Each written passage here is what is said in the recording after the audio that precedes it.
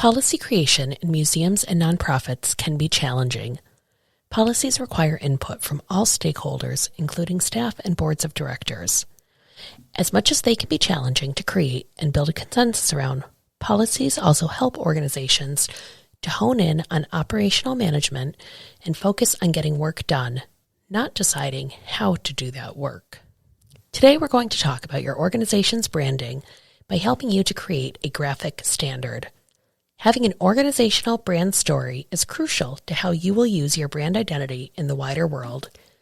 Even though so much of the world has shifted to a digital presence, a graphic standard will help you to stand out in any forum where your outreach exists.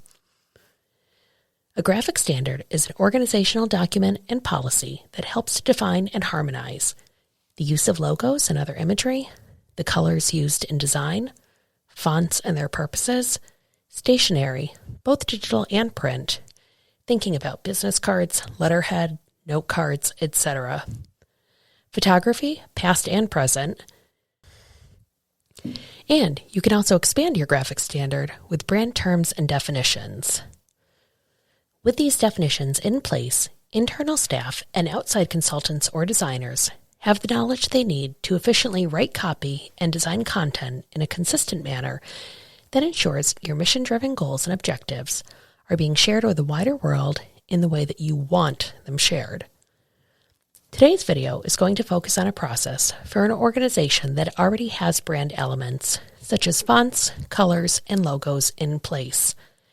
If this is not something your organization has, we recommend pulling together your marketing staff or team members who do marketing as a part of their job and have them start identifying patterns of successful design elements.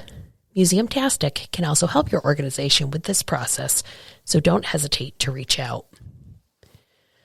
Using the MuseumTastic graphic standard as an example, we're going to take you through our creation process and show you how easy it is to start simple but have big results.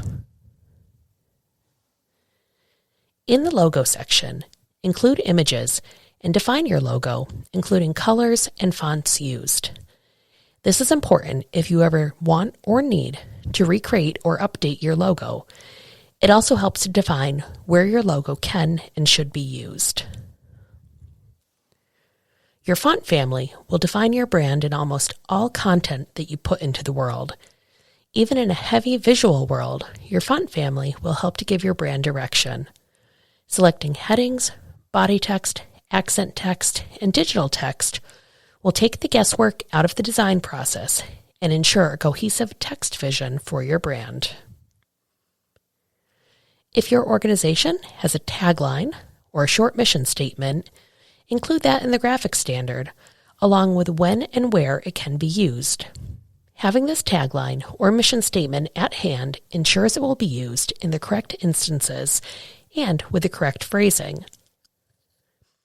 Record what social media platforms you are active on and how your tag should look and be used. If you have brand-specific hashtags, include these here as part of hashtag clouds you or your social media staff might use. Eventually, a comprehensive brand guideline document should be a goal for your organization. This document includes information about your graphic standards, as well as how you use wording specific to your brand. In the meantime, use your graphic standard to define any vocabulary that might be unusual or need a little bit more explanation. Color is one of the defining features of who your organization is and should reflect the look and feel of what you do. What colors might you think of for a Victorian house museum, an aquarium, a children's museum, or a science center? Having your brand's colors, codes, and placements in one place will ensure that internal staff and outside support get your brand right with more efficiency. Placement helps to define where colors are used. Are they main colors, accent colors, text colors? Codes can be expanded or contracted.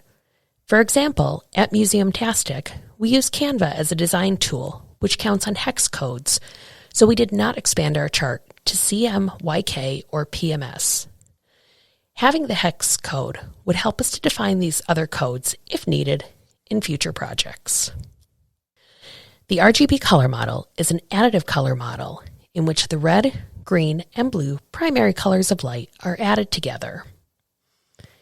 A hex triplet is a 6-digit, 3-byte hexadecimal number used in web or computing applications. CMYK is a 4-color process that stands for cyan, magenta, yellow, and key, which also means black, and is preferred for use on printed materials because it helps to achieve true color. Finally, PMS, or the Pantone color system, is a standardized color matching system which was devised to help printers and designers specify and control colors for printing projects. Consider your graphic standard as a work-in-progress document and something that can always be added to. As you use your starter document to hone in on your brand, continue to collect information about demographics, vocabulary and word choice, future goals and plans, brand voice, and competitor information. When you have your first graphic standard in place, be sure to train your staff, volunteers, and board about this new policy. Take time to review graphic materials and ensure that your staff and designers are adhering to standards. And if they're not, be sure to ask why. Consistency in branding helps people outside of your organization to recognize you and your work. As a museum or nonprofit, solid branding leads to recognition, trust, and support for your brand.